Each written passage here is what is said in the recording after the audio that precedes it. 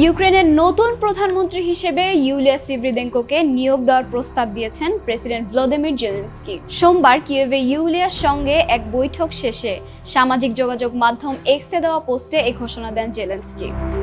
তিনি জানান, ইউলিয়ার সঙ্গে দেশের অর্থনৈতিক সক্ষমতা, অভ্যন্তরীণ অস্ত্র উৎপাদন এবং প্রশাসনিক সংস্কার নিয়ে আলোচনা হয়েছে।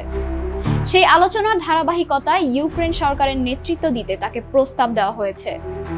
জেলেনস্কি আরও বলেন, নির্বাহী শাখায় রূপান্তরের মাধ্যমে সরকারের কার্যক্রমে মৌলিক পরিবর্তন আনা হবে। খুব শীঘ্রই নতুন সরকারের কর্মপরিকল্পনা উপস্থাপন করা হবে বলেও জানান তিনি। ঠিক একদিন আগে বর্তমান প্রধানমন্ত্রী ডেনিস মিহালের সঙ্গে এক বৈঠকে শাসন ব্যবস্থায় গভীর পরিবর্তন আনার কথা বলেন জেলেনস্কি। তিনি জানান, এই রূপান্তরের লক্ষ্য হচ্ছে ব্যয় হ্রাস, আমলাতন্ত্রের নিয়ন্ত্রণ কমানো এবং প্রতিরক্ষা খাতে সম্পদের সর্বোচ্চ ব্যবহার নিশ্চিত করা।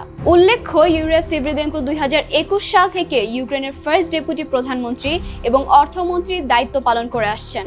তবে এখনও প্রধানমন্ত্রী মিহালের পদত্যাগের কোনো আনুষ্ঠানিক ঘোষণা আসেনি। তিনি বর্তমানে ইউক্রেনের সবচেয়ে দীর্ঘমেয়াদী প্রধানমন্ত্রী।